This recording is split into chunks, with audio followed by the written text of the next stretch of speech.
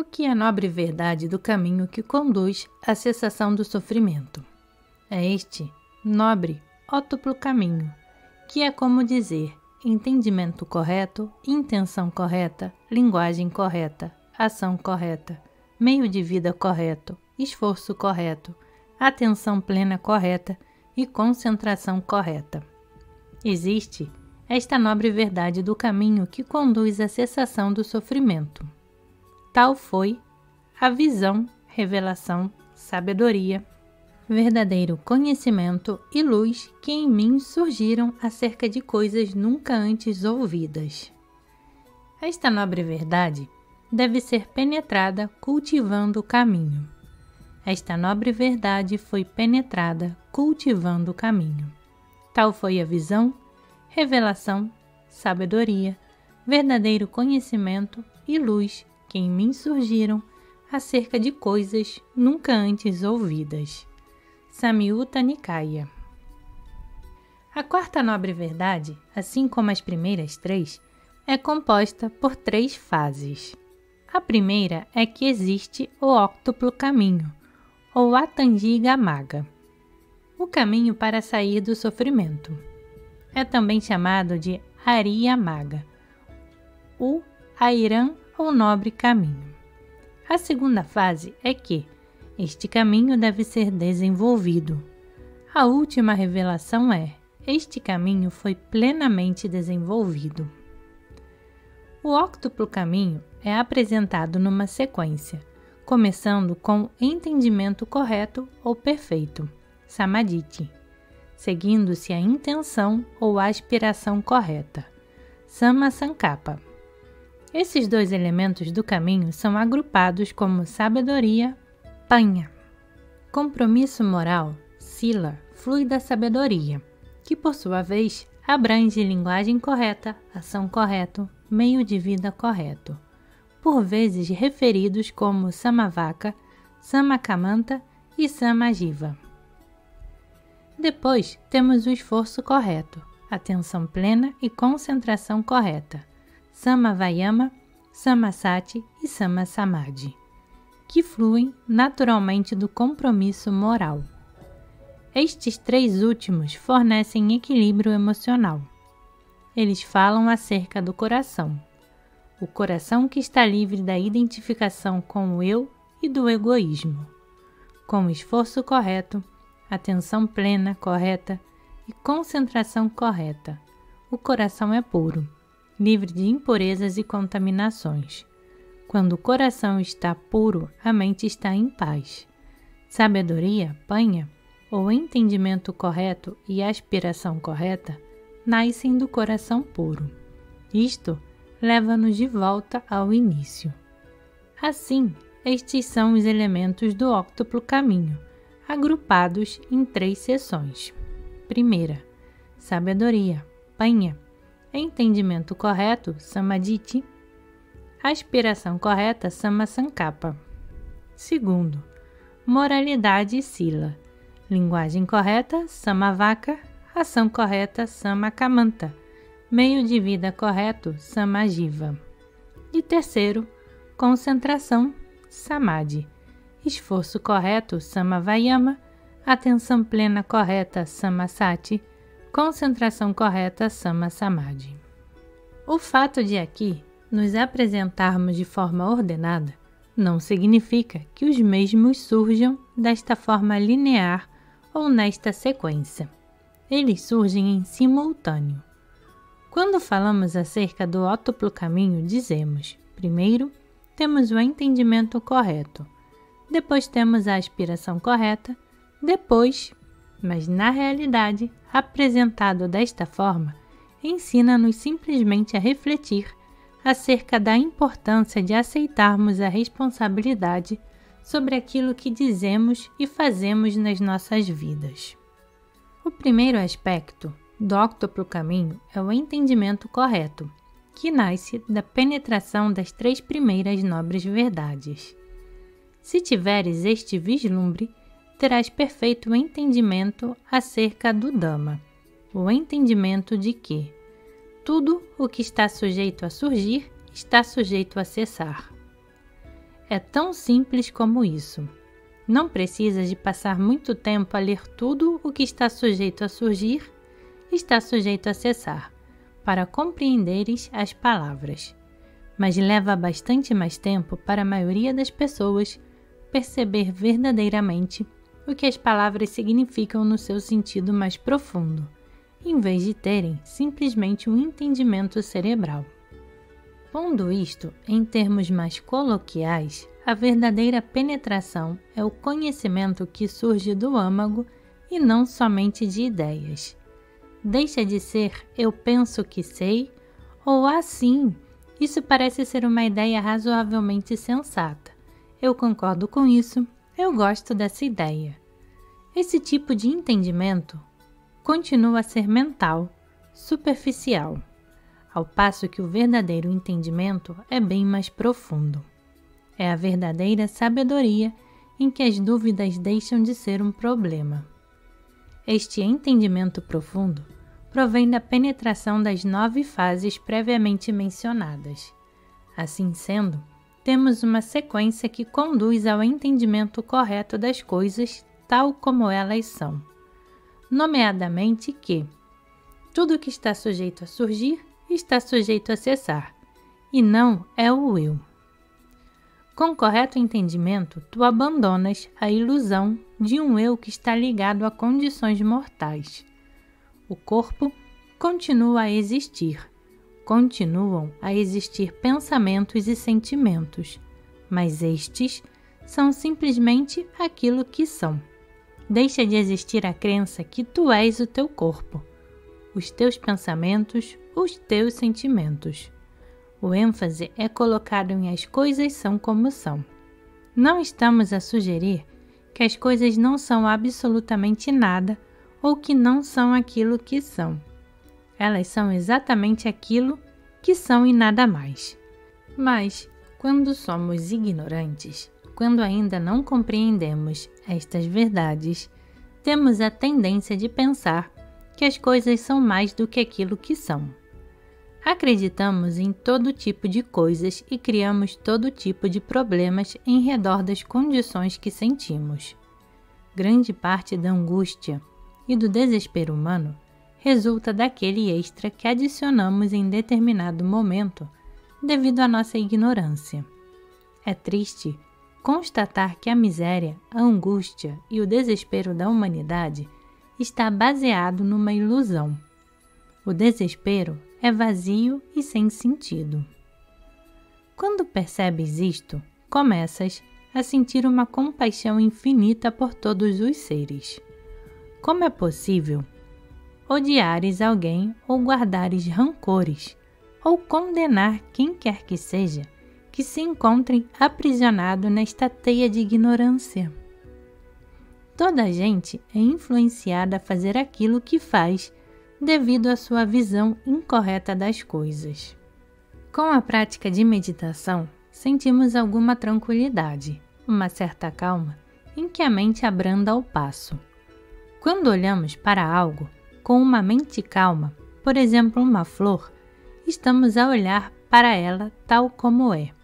Quando não existe qualquer apego, nada a ganhar ou nada do qual nos queiramos libertar, então se aquilo que vimos, ouvimos ou sentimos através dos sentidos for bonito, é verdadeiramente bonito.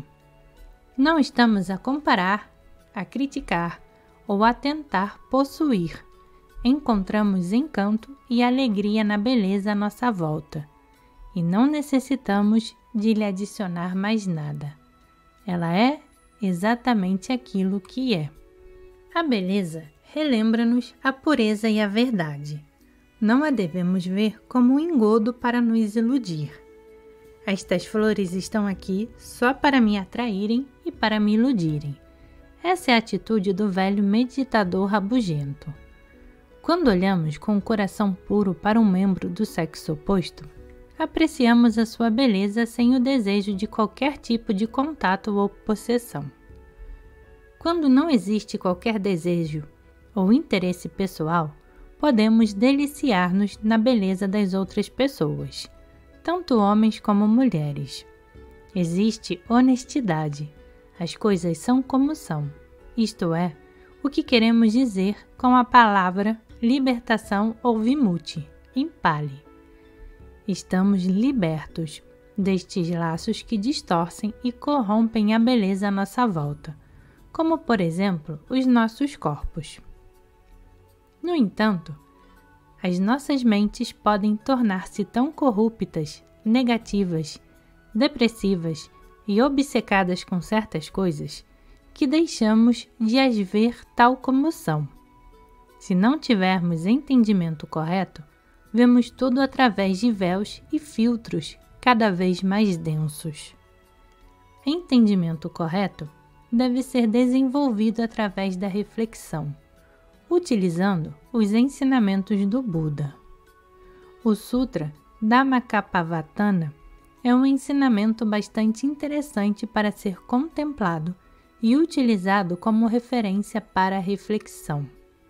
Mas podemos usar outros sutras da Tipitaka, nomeadamente aqueles relacionados com Paticassamuppada, origem independente.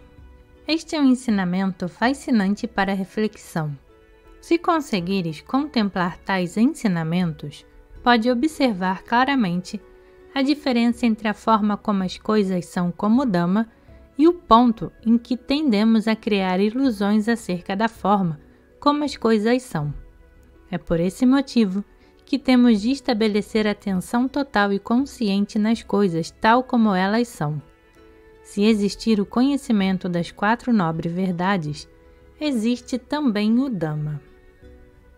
Com o entendimento correto, tudo é visto como Dhamma. Por exemplo, estamos aqui sentados, isto é Dhamma. Não pensamos neste corpo ou na mente como sendo a nossa personalidade com todos os seus pontos de vista, diferentes opiniões, todos os pensamentos condicionados e reações que adquirimos devido à nossa ignorância. Refletimos acerca deste momento, aqui e agora, como isto é da forma que deve ser, isto é Dhamma. Trazemos à mente o entendimento de que esta forma física é simplesmente Dhamma, não é o eu, não é pessoal. Observamos também a sensibilidade desta forma física como Dhamma em vez de algo pessoal. Eu sou sensível ou eu não sou sensível. Tu não és sensível para comigo? Quem é o mais sensível? Por que é que sentimos dor? Por que é que Deus criou a dor? Por que é que Ele não criou somente prazer? Por que é que existe tanto sofrimento e infelicidade no mundo? É injusto, pessoas morrem e temos de nos separar das pessoas que amamos. A angústia é terrível. Que Dhamma é que existe nisso? É tudo somente identificação pessoal. Coitado de mim, eu não gosto disto, eu não quero que seja desta forma, eu quero segurança, felicidade, prazer e o melhor de tudo. Não é justo que eu não tenha essas coisas. Não é justo que quando eu vim ao mundo, os meus pais não fossem Arantes. Não é justo que eles nunca elejam Arantes para primeiro-ministro da Inglaterra. Se tudo fosse justo, eles elegeriam Arantes para primeiro-ministro. Eu estou a tentar levar esta ideia de que isto não é justo, isto não está certo, ao ponto do absurdo, na tentativa de mostrar como nós esperamos que Deus nos dê tudo aquilo que necessitamos para sermos felizes. Isso é o que as pessoas geralmente pensam, ainda que não o digam. Mas quando refletimos, observamos que tudo é da forma que deve ser. A dor é assim, o prazer é desta forma. A consciência é assim. Nós sentimos, nós respiramos, nós temos aspirações.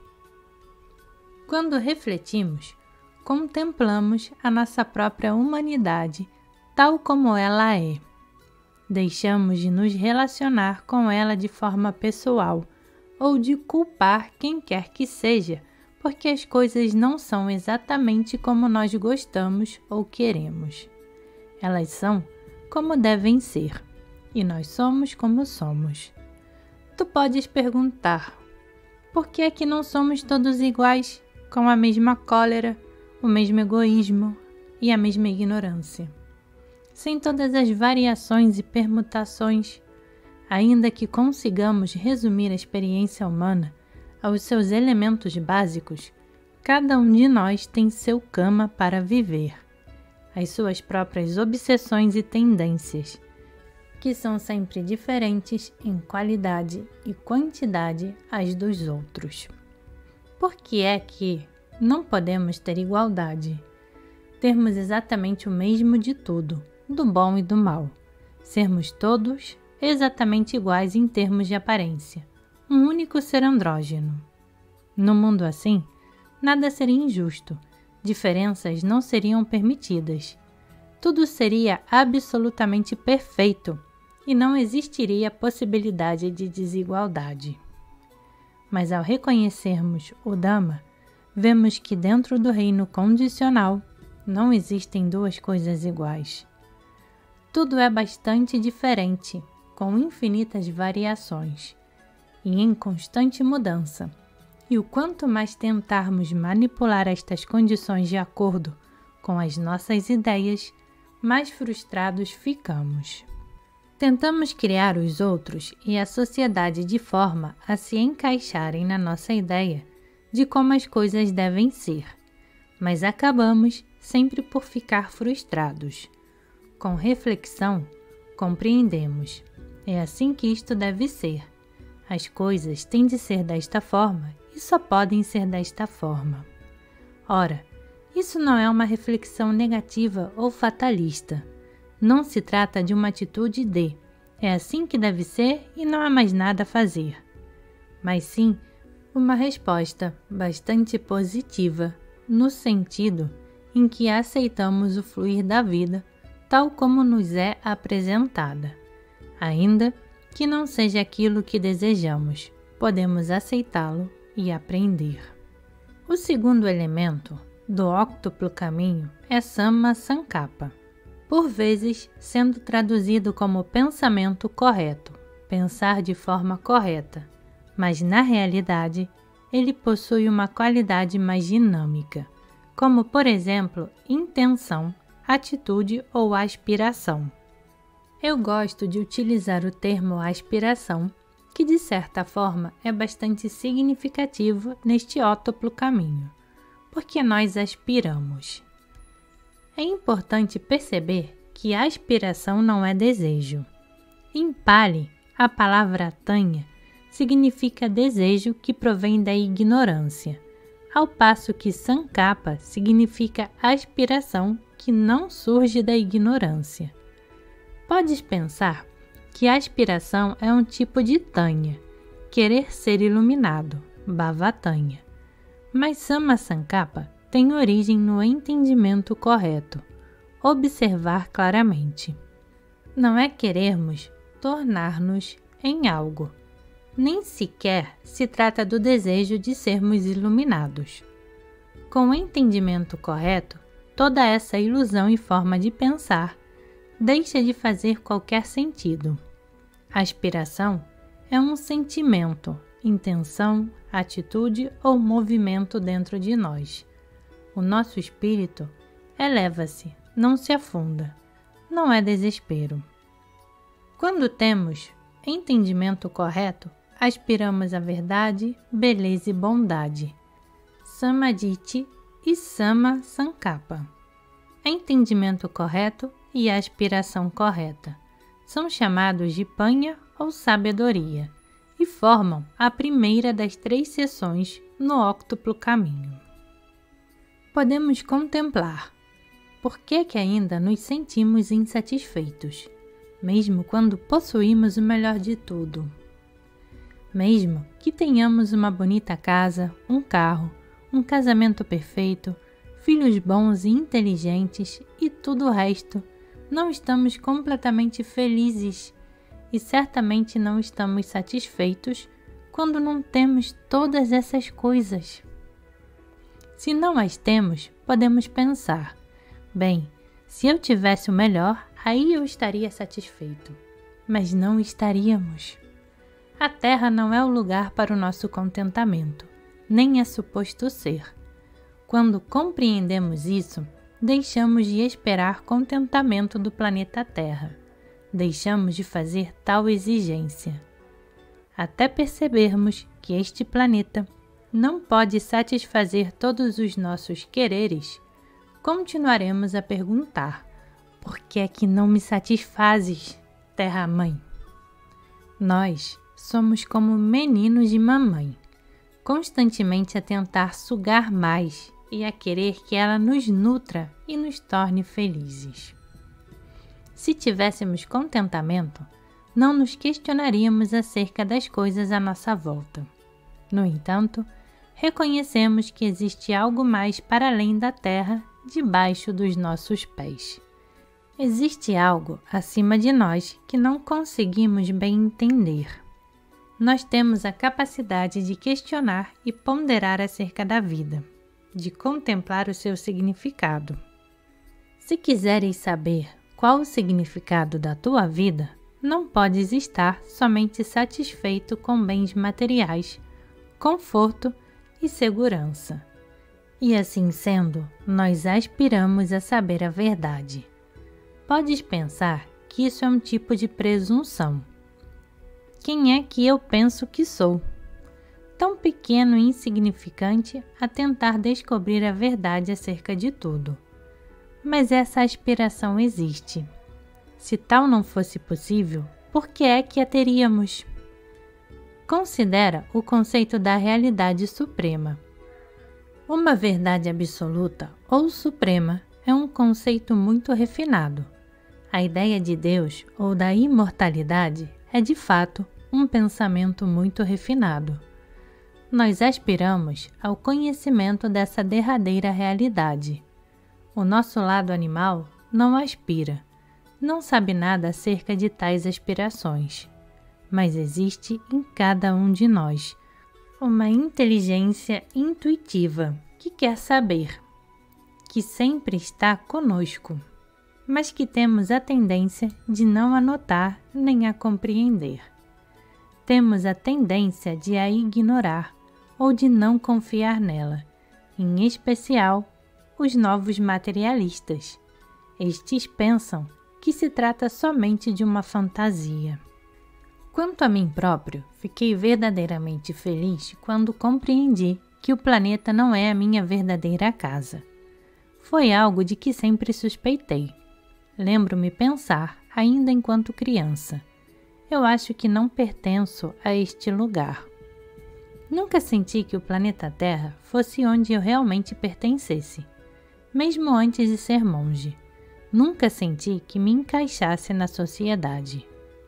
Para algumas pessoas, isso poderia ser apenas um problema neurótico, mas talvez também pudesse ser aquele tipo de intuição que as crianças geralmente têm.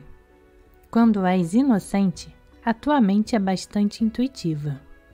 A mente de uma criança está mais intuitivamente em contato com forças misteriosas do que a mente da maior parte dos adultos.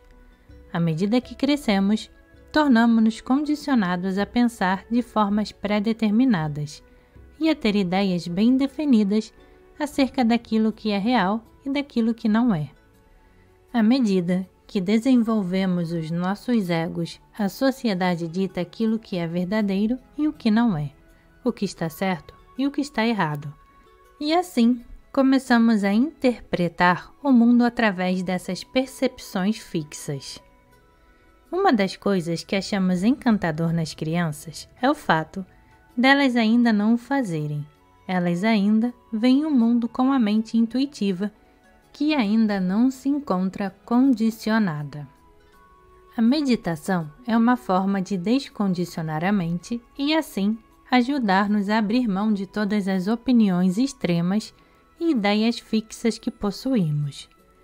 Normalmente, aquilo que é real é posto de parte, ao passo que aquilo que não é real damos toda a nossa atenção. Ignorância ou avijja? É isto mesmo.